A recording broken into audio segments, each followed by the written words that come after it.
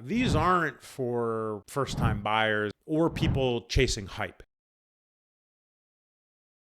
Most people get daily watches wrong. Now, hear me out. They either buy something they're scared to wear or something they get bored of fast. Collectors don't do either.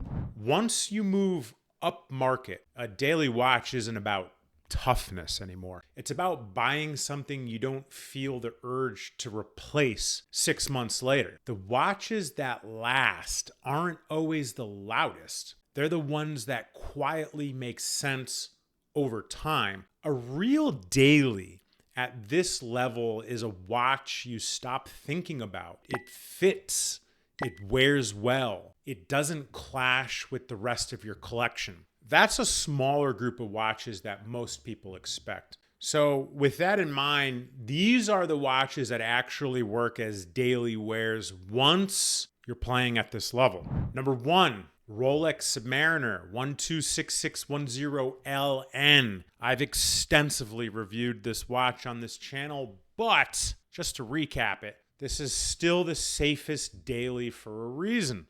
Not because it's exciting, but because it never becomes annoying. The size is right, the glide lock clasp solves fitting issues, and the black bezel keeps it neutral. Most collectors don't sell these. They just keep wearing them. Number 2, the Rolex Submariner Bluesy 126613LB. The Bluesy only works if you're comfortable with its presence though. It's loud.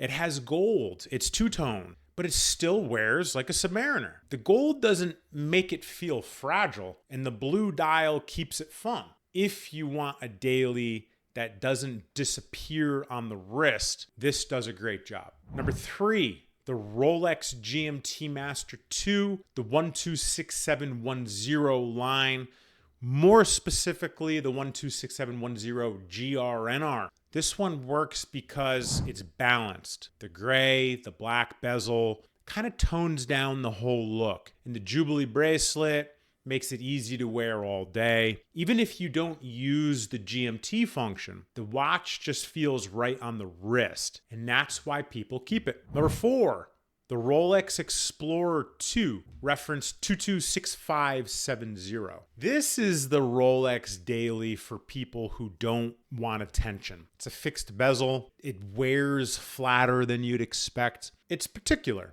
It's clean, and it doesn't really feel trendy. It's not a Submariner, which is exactly why collectors hang on to it. And number 5, and my personal favorite, the Audemars Piguet Royal Oak 15510 ST or OR or BC, but we're going to review the ST for this one. As a daily, this only works if you're okay with wearing it. You're going to get scratches on it. That's a part of it. The upside is that the bracelet comfort and finishing are simply on another level. The collectors who daily these don't baby them, and the watch actually looks better with use, in my humble opinion. But remember, you're spending 40 to 50 grand on a daily watch, and you have to be okay with that. Number 6, the Omega Speedmaster Sapphire Sandwich. For daily wear, this is the Speedmaster that makes sense. The sapphire on the front and the back, the modern movement, and it's easy to live with. It works on a strap,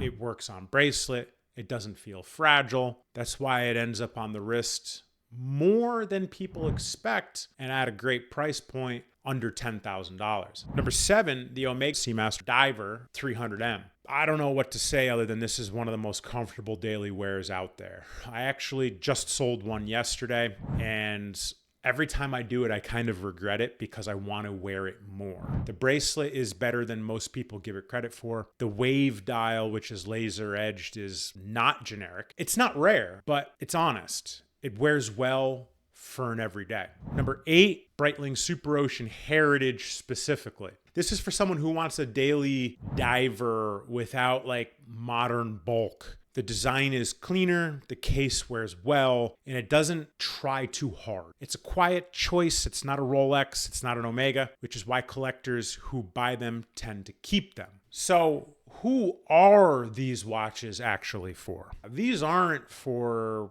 first-time buyers, maybe other than the Superocean and the diver, the Seamaster diver, or people chasing hype. These are for collectors who want one watch they can wear consistently without feeling like they're settling. If you're looking for any of these examples, we do have most available on our store. The link is in the show notes below. And that's the difference between a daily watch and a watch you actually keep. Some look good on day one, and others make sense years later.